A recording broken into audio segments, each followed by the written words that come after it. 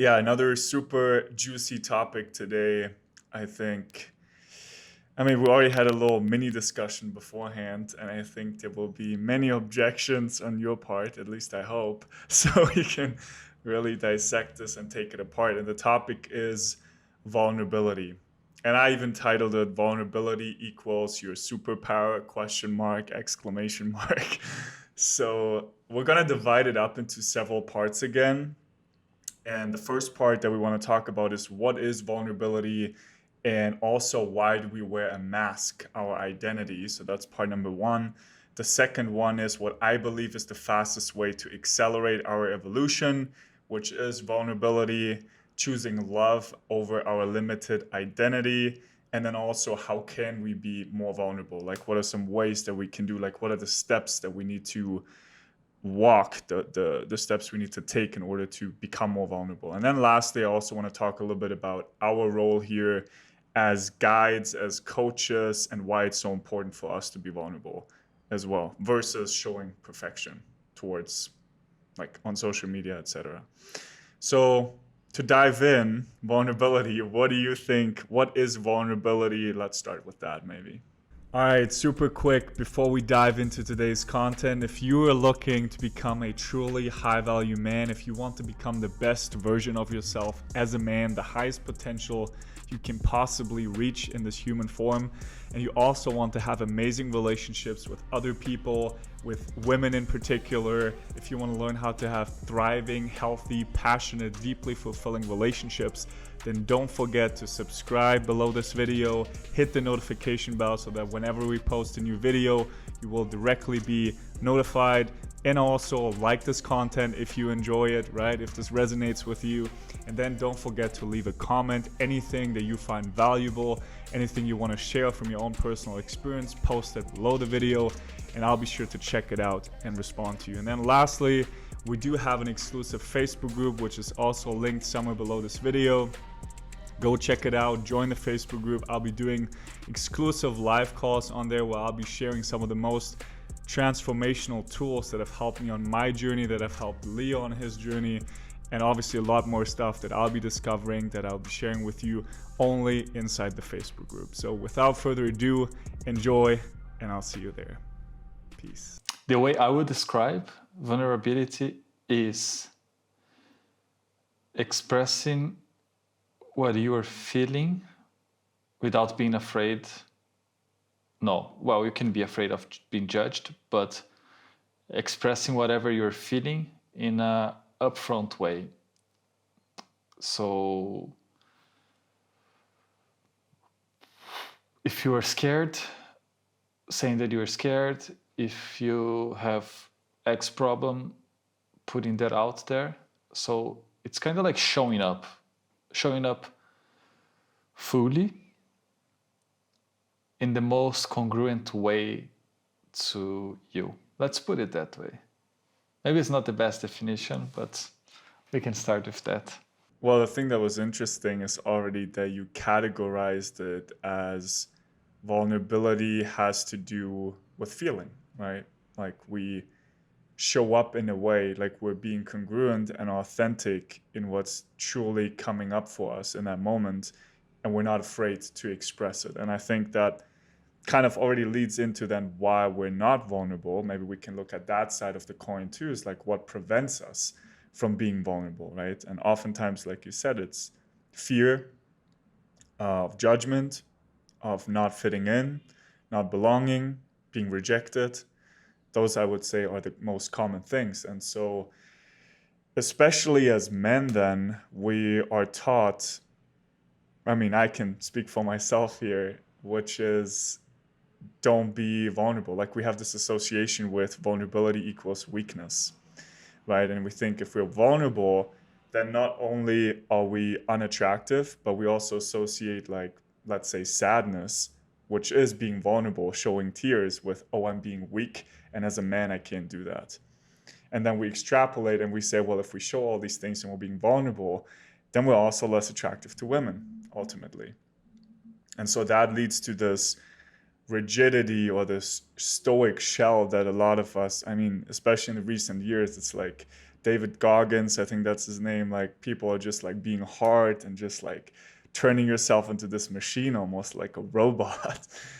And a lot of it stems from this idea, yeah, if I'm being vulnerable, then I'm not attractive. Like I have to almost be this stoic man that can just take all the pressure and put myself through all this hardship in order to even be attractive.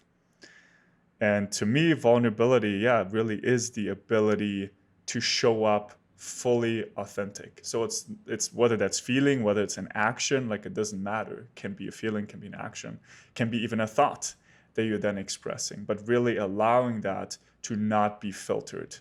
The reason why before the call I was saying that it can be juicy, it can have like different opinions, is because I can see it in three main ways. So one is the way I would like to see things. The one is the way that I experience certain things. And the other is, maybe there's just two.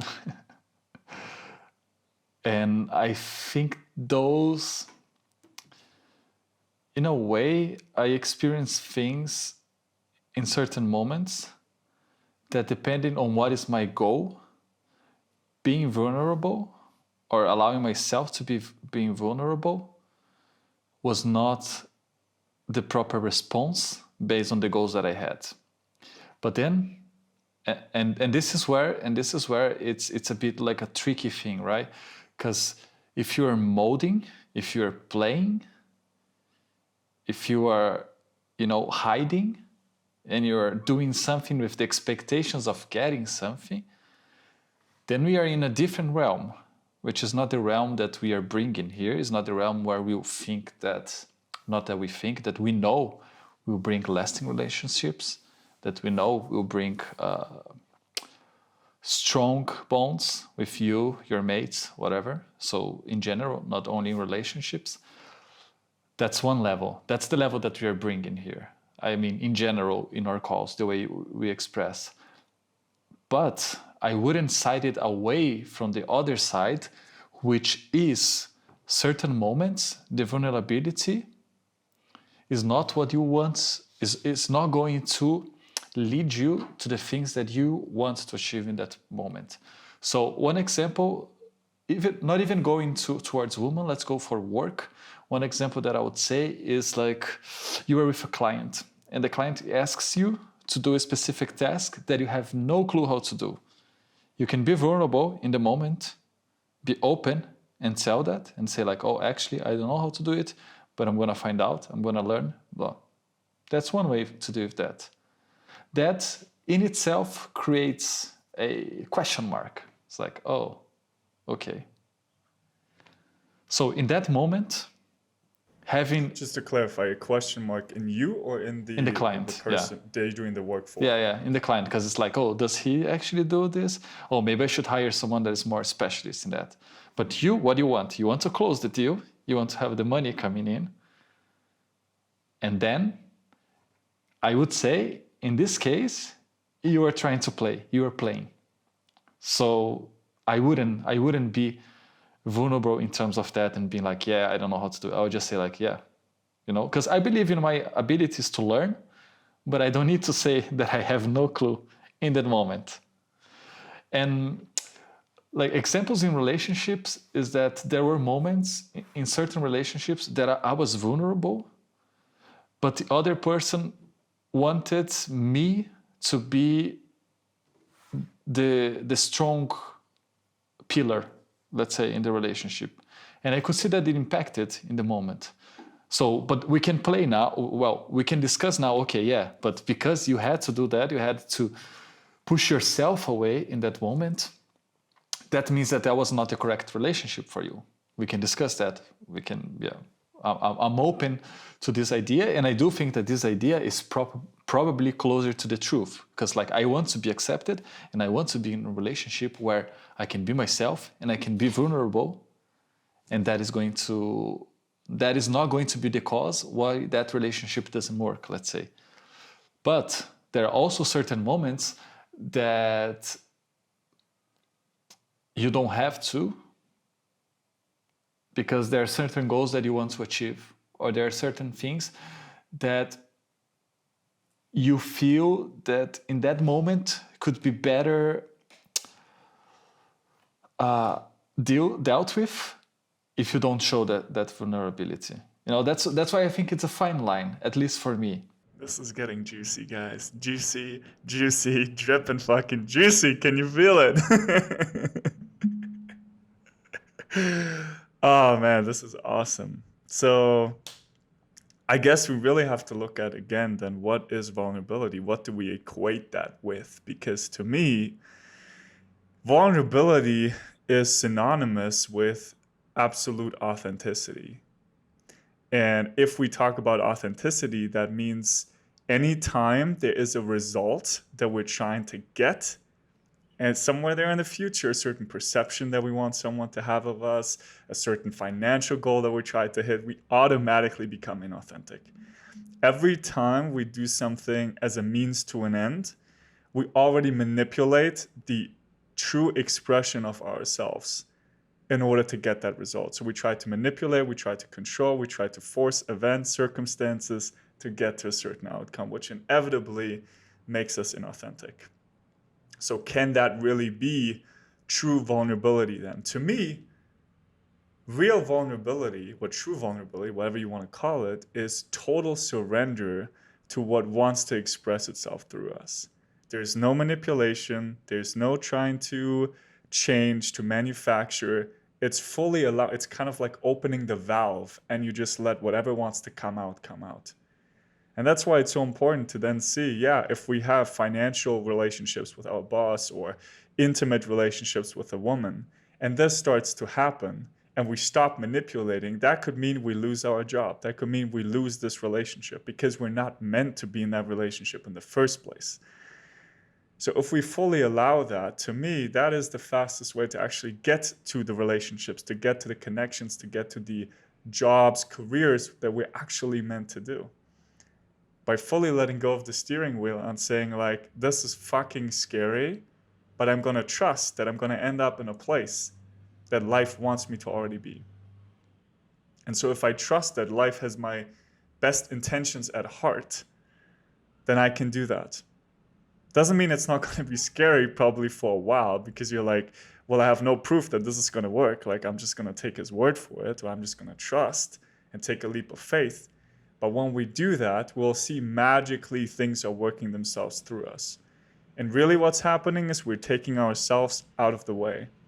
So instead of blocking all the stuff that we really want to come to us and forcing it, trying to force things in order to get them, which doesn't really work, instead we just move to the side and allow ourselves to actually be carried there. I'm with you. Like the thing that I was talking, that's probably a sign, that if you need to do that for the relationship, it means that you are, like you said, you are being inauthentic, and that's already leading you towards what needs to happen. Yes. But I have to poke again. Yeah. Okay, hit me. Because I think there are situations, especially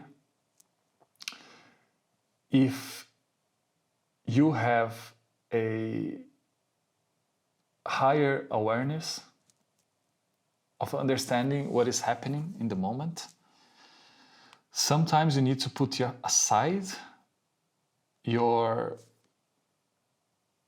first instinct or whatever that is and deal with the moment. What do I mean by that? Okay, it's too much out there. Let me put that into concrete examples. So, like in this moment when we were running from leaving Ukraine to go to Poland because of the war, and we were in this line, and it was super cold, like this line to cross the border, super cold, like really. I was with like a bunch of jackets. It was fucking terrible. I was like scared, like it was, like I felt that I might die over hypothermia, let's say. I'm exaggerating, but just to explain how cold it was. And the sister of my ex-girlfriend, she was with us and she was also super cold, but she was in a level that she was like crying, you know, and she couldn't handle that anymore. And in that moment, I took off my coat, I gave to her, and to try to warm her up, and she was like, "Yeah, but you're not cold," and you know, like she was asking me, "Oh, is that okay? Everything's fine?" Kind of like trying to see if what she was doing was fine for me. It was not. I was fucking cold. It was cold as fuck. It was horrible, you know. I was also scared. Everyone was scared. But in that moment, I could see that she needed me to not be scared. She needed me to be like, no, it's fine. We do this, and this is what we're going to follow. So I think there are moments where wanting the other person to accept our vulnerability fully might jeopardize, if that's how you say that word, an important thing that should have been accomplished by the fact that you know more in this situation. So you know that in that specific moment, you need to be a strong piece of the puzzle, even though you're not, even though you're scared to shit, because the other people or the other people in that moment, they need you to be in that position. So you need to show up in a different way, which is not the most authentic way, but is the way that you feel is the way you need to be. And did you feel you had to go against yourself in that situation? Like, did it really feel like, because I think there's a difference too between where you know consciously you're really going against yourself. Like, you can feel it in your body, like you do something and you really don't want to do it and you do it anyway. Versus in this situation where I think, I mean, many things come into play. There's like survival instinct, like a lot of things kick in. Like, it's a totally like an extreme kind of scenario, right? And obviously we want to include that too, but we also talk about in general, like most life situations, which are not that. But I still want to see, like, did it feel like you had to go against yourself in that moment? So maybe that's the best way to see it. So it's a change of the definition, like you were proposing, where no, I think that if I was just spilling out what was happening inside, it would be something different. But I knew that doing that was not what I had to do in that moment. So it was kind of like, okay, it's tough.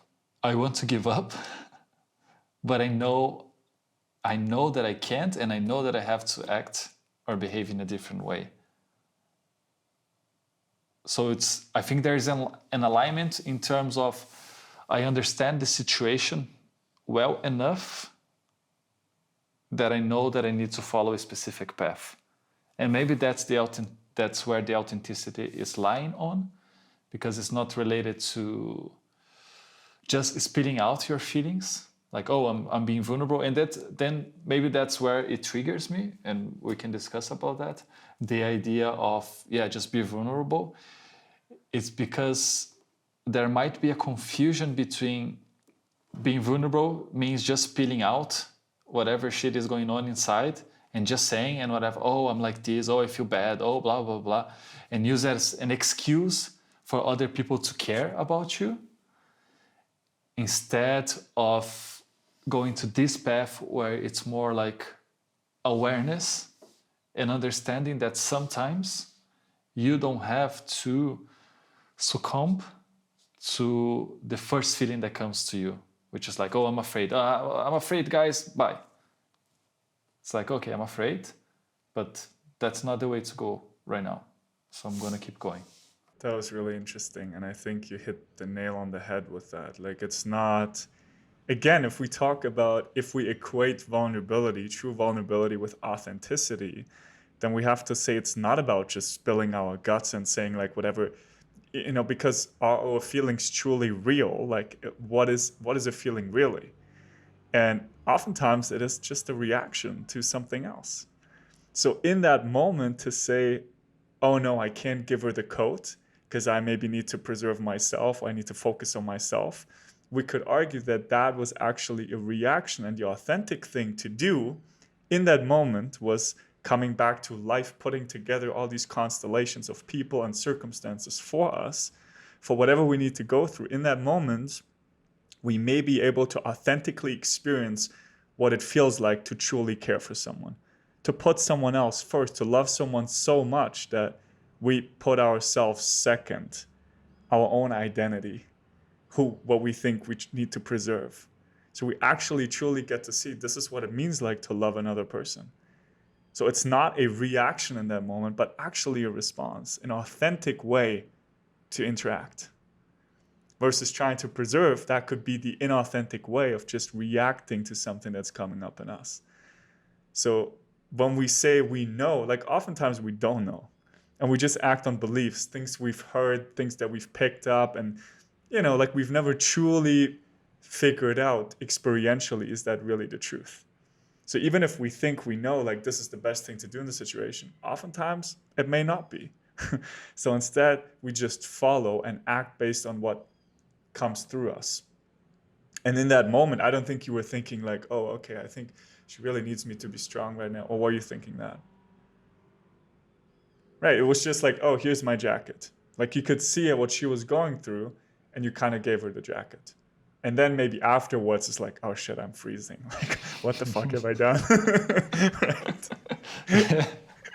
But that's even the thing, and I agree 100% with what you're saying. And then I think we now nail down, not in words, but in explaining what is actually vulnerability, right? Because when we just try to give like this sentence to explain this, it doesn't get into account everything that it needs to get into account for.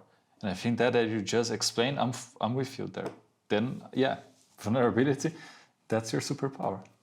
We agree on that then. Because it is more than what we think that is, which is like just spitting out whatever is coming up, right? But coming back to that story, those are things that just you know in the moment it just happens, and this is just a specific situation, and I'm using that because it's easier to see, because like it's a situation that puts you in places that you don't think you could do. Like for example, I was carrying so many bags like that I never carried in my life, like 3 bags in my right hand, another 2 bags in my left hand, and walking like for endless, like I don't know, like 50 to 60 kilometers to reach the border. It's like a bunch of crazy stuff that in the moment you don't realize. You don't stop to think about, but I'm not being super authentic right now. It happens, and you do what you have to do. And if you have to suck it up, if that's the thing that you have to do, then you do it. But it's not like, oh, okay, now am I going to be the macho, or am I going to be not be a macho, and I'm just going to sit down and say, no, I'm too tired, I'm not going to carry that. You are not thinking about it. Of course, later we can go back and create definitions and try to explain why you need to be like this or why you need to be like that, which we see in the social media, right? People give examples of things that happened to them in the past, and they use that as a rule to behave in a certain way. Oh, last time I cried in front of my girlfriend, she broke up with me 1 week later, so never cry in front of your girlfriend. And it's like, who created this fucking rule? And the opposite also true. It's like, I think if you don't cry in front of your girlfriend, it means that you are X. Who created also this rule? And that's when the word vulnerability and this idea triggers me, because it's like, who is creating these fucking rules to say that you should do this or you should do that? You should be open and talk about your feelings, or you should be closed and not talk about your feelings at all. You should be stoic, or you should be the complete opposite. It's like, where is that a line from? And then when you give the explanation, which I think is great, then it's not about that. It's about something that is a bit deeper, and sometimes even in a layer that you're not conscious about all the time, but you practice to get to this place. It's not like from now on I'm gonna be like this and I'll always be aligned with myself. I don't think that's also true, but there's a construction. Yeah, it's a path, obviously. Like it's not just gonna happen overnight and you're just fully vulnerable, fully authentic. And that's why we always talk about awareness. Like the more aware we can be, the more present we can be in the moment without getting sucked into these categories and beliefs about life and how we should behave and what other people are saying. The more we can stay in the moment, the more we can fully respond in the way that is required in that moment. So we're not bringing in all this baggage of like, am I looking like a weak man or like a strong man right now? Like that's not even happening. It's just like what's required in this moment. So it's really ourselves that we take out of the way, that the mind that's constantly latching on to everything and trying to make sense of everything and trying to give everything meaning and put it in categories, that's what we take out. And when we do that, then life can really unfold on its own. Because we're not trying to label it, we're not trying to interpret it based on what we already believe to be true, our own beliefs, our own interpretations about life. It can just be life expressing, and we're just witnessing. It's like something is moving us. It's not we're trying to control or to force. It's happening through us. And so really trusting that it's not easy, because there's a lot of moments, like for me, when I'm sweating and I just can't, it just comes over me. Stuff that's like coming through my body, heat coming up, and I have no control over it. And it's just like, it feels so uncomfortable. And I remember we had this conversation years ago on the first podcast that we did. And I was already telling you about it. And you were just like, just feel it, bro. Just feel it. And I did not understand what that even meant. I couldn't. I had not even the awareness to just be with it long enough. I was already resisting it. So that's why we're saying this is a gradual process to be vulnerable. Like you become more and more vulnerable. But this is why life puts all this stuff in front of us, these people, these circumstances, so we can practice, so we can get reference experiences of what it means to be truly loving unconditionally. There's war, so we know what it means to love on the other side. In the war, in the chaos, in the craziness, in the destruction, there can be love. Like that's the opposites that we're constantly being confronted with. We wouldn't know the one without the other. So that's really what it pulls out of us, what it brings out of us. And so then when we allow that, then we can be carried by the flow of life into a beautiful place. I have another example, but like as an opposite now, instead of not showing the feelings, actually showing, but using that as a tactic also, which I think can really tie down everything in terms of it's not the vulnerability is not a action, or is not like something that you always do, kind of like ABC things that if you do, you are vulnerable. If you don't do, you are not vulnerable. I remember back in the days, like I was so caught up into the idea of scoring. So going out, scoring. Score. What is that? Yeah. Scoring. Okay. Yeah. Okay. So I would go out on a date with the girl, everything's fine, and moves things forward, and then we go home and we get to the bed, and it's like there will be so much pressure in my head to be like, oh, okay, now that's the moment that I'm going to score, nice, finally we are here. And then I couldn't just get hard, there was so much pressure in my head. And I remember one specific time where this girl was like, she noticed that and she like, no, everything's fine, and she like starts talking about that. And I said, yeah, I'm sorry, I'm a bit too nervous right now, so yeah, it's not going to happen. And as soon as I said that, it worked. It's like, okay, now I'm hard again. Actually, after saying that, after being vulnerable, let's say vulnerable in this mainstream idea, let's say, it worked, right? And then I would notice that after that, in the next few dates also, kind of same thing would happen, because I was still in this mindset, And then it would come time to that we were in bed, and I would say that just because last time that I did, it worked and released the pressure. So I'd be like, I'm a bit nervous, so yeah, I'm not sure like this and so on and so forth. But it just didn't work anymore, right?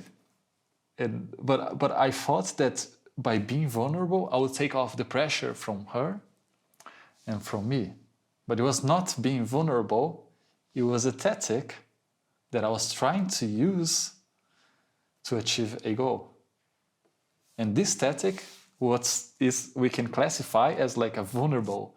You are being vulnerable if we go to like this mainstream ideas of what it is to be vulnerable towards the other person. Because I was saying what I think, is the reality. I was a bit nervous, yes, but it was not coming in the same way that it came the first time, which was like a line. So, it became pathetic. It became another way of trying to manipulate. And that's again, right, the difference between allowing what wants to naturally express itself through us versus having another end result, again, using it as a means to an end. In the first time you did it, it was not a means to an end. It was actually the end in and of itself, because you didn't know yet that that would get you hard afterwards. So that was basically just embracing the unknown. You didn't really know what was going to happen. You fully allowed whatever needed to happen to unfold. Maybe the first time the girl would have even said, like, hey, listen, oh, this really turns me off. I'm out of here. Maybe that could have happened. And you wouldn't have gotten hard. So you wouldn't have used it the second time. So you see how when we fully allow it, what needs to come out, then life takes over. We don't need to control it. Things are taken care of by themselves. But let's not forget that doesn't mean just because it worked for you the first time, we should turn this into a result now and try to manipulate again to get the same result.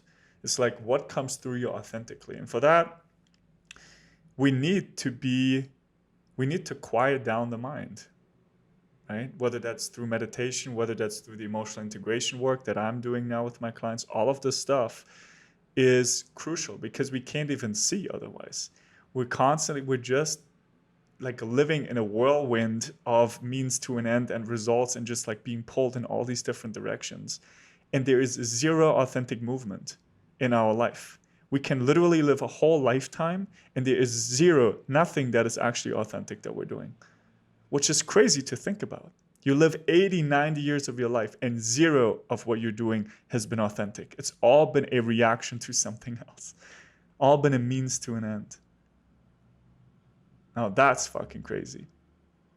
And from the moment we're born, what we're taught is that what makes us unique and what makes us special is the thing that is separate from everyone else.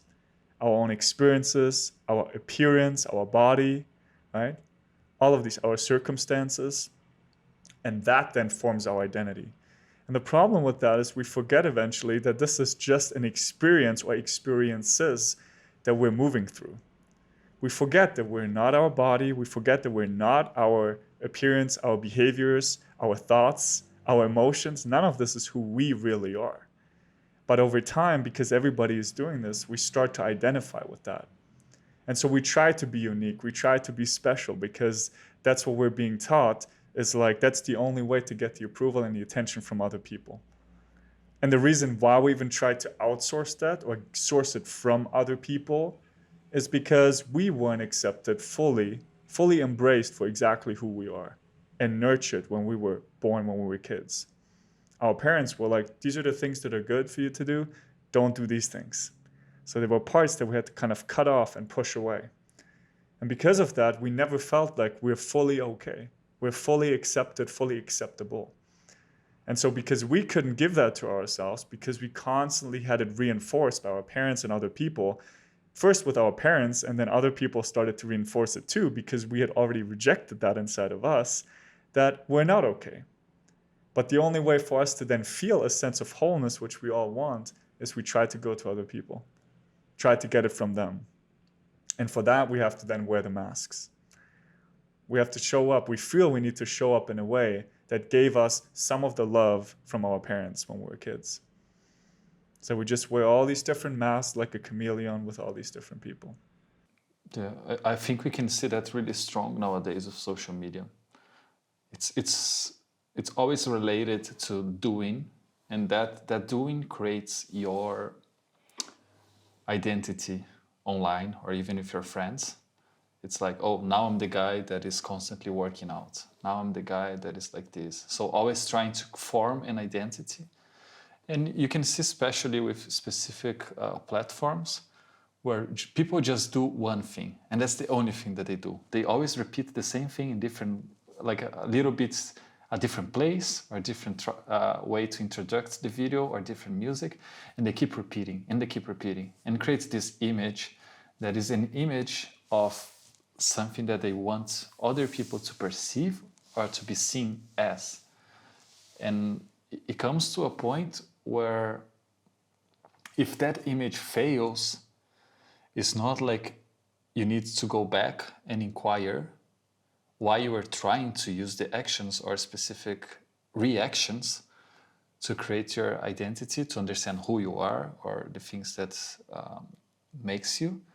But you think, oh no, I need to do something different. So instead of just being the singer, now I need to be the singer and guitarist. So I need to learn guitar. Oh, but I didn't got what I wanted. Now I need to be the soccer player. Now I need to be the gym guy, you know?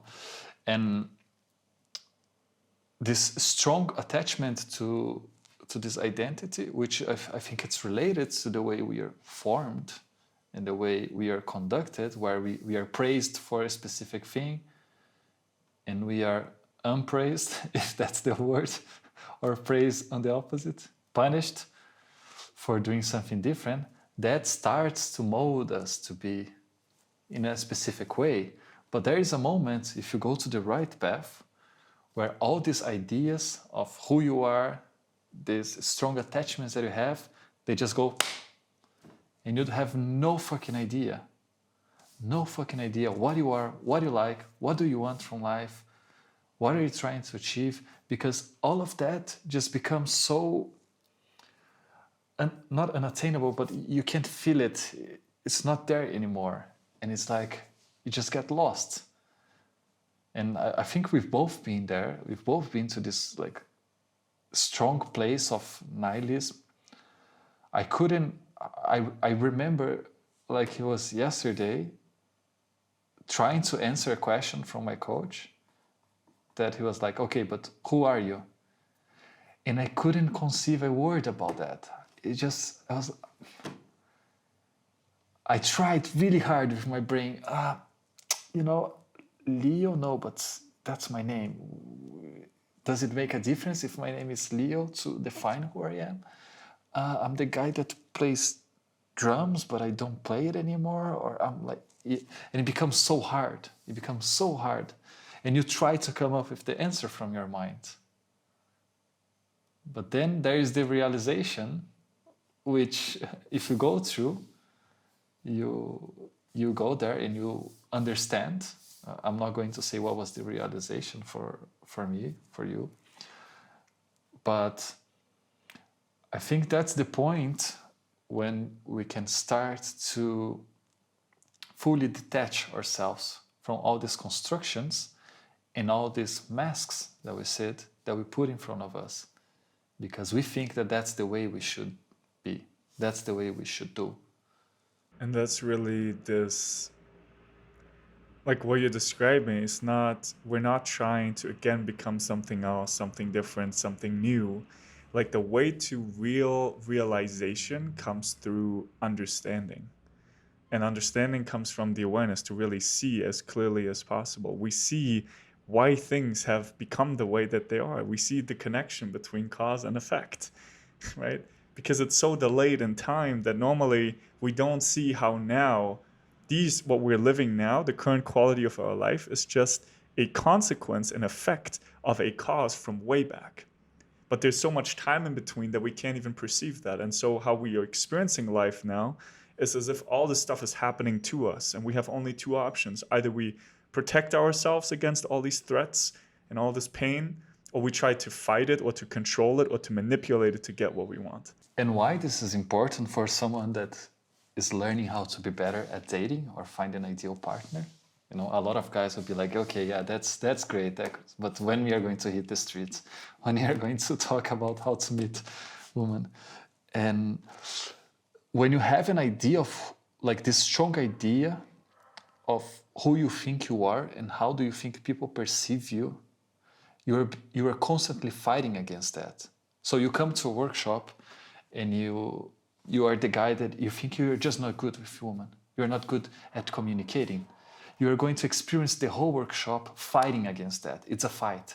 It's like, no, I'm being pushed like this, but I want to go like that. And it's always constant battle, battle, battle, battle, battle, battle. Because you have a strong attachment to this idea that you created. And of course, other people helped you along the way. But it's up to you to take the responsibility of going further, committing to change, committing to do the work. But there's a place where you don't need to fight anymore. There's a place where it's always a blank canvas. Where you go meet someone, it's not a fight anymore. It's not about, oh, I need to prove that I'm not this person. No, you just go and meet. And this is the place where it's so difficult for guys to see it because they really think they need to fight hard to get there. They think that's what they need to do, but they need to let it go. They need to stop fighting hard. And that's going to lead you there. And it's because we're taught like more doing will get us to the place where we want to go. Right? And what you're describing is exactly the opposite, the surrender of what we think, what's been so deeply imprinted and ingrained inside of us. We let that go. And it's not just the guy like on a workshop, let's say, that is fighting almost. There's two types of guys that I've experienced. One guy is kind of who, like you said, kind of has his own perception of what he needs to do and how things are supposed to go. And he tries to force that. So it clashes with the things that we're teaching. Or the other guy who's like, oh, I don't really know what I'm doing, so I'm just going to take everything in that you were saying and tries to do it. But internally, all of the ingrained and imprinted stuff is then reacting to the new information too. So not so much his mind, but just the deeply ingrained patterns that are then reacting and acting up. So in either case, we're still reacting. And what you're describing, the blank canvas, that's when we can meet life without bringing in any of the stuff from the past anymore. We can truly respond to what's happening in front of us. And that's why it's important to understand the anxiety you feel now in front of a woman has nothing to do with this woman. Zero. Nothing. You bring that in from the past.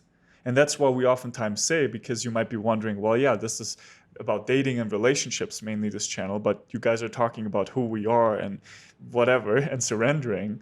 And it's like, yeah, in the beginning, we have to take our focus off the women because they keep us trapped in this delusion or illusion of if I just keep going out enough, if I just keep approaching enough, eventually I will get good. That is an illusion. It's not that. Like, we think it has to do with the women. So we again treat everything else as a means to an end. We go to the workshop as a means to an end. If we go to a workshop to truly understand ourselves, you will see these things take care of themselves. These issues, these obstacles that we're perceiving, that will unravel on its own. We just need to see clearly enough. So that's the beauty. And that's why ultimately our identity gets in the way and we have to come back to who are we really? Because we're not our behaviors, we're not our circumstances, we're not our appearance, none of these things. These are things we've been going through. But the thing, who we are, it has never changed. The same you that you've always been was there when you were 10 years old and your life experience was totally different. It was there when you were 20 years old. Your whole life experience was totally different. When you're 30, 50, 80 years old, it will still be the same thing. So what is that thing that's constantly going through, that's witnessing, that is observing? That is who you really are. And the key thing here to understand is it's not the things that make us different from everyone else. That's who we are. It's the thing that makes us equal to everyone else. That's the same for everyone and everything in this life. And if you want to learn more about this, check out in the Facebook group. In the future, I'll be doing more exercises based on experiencing exactly that true nature of yourself and other amazing tools. So should be a link somewhere below this video.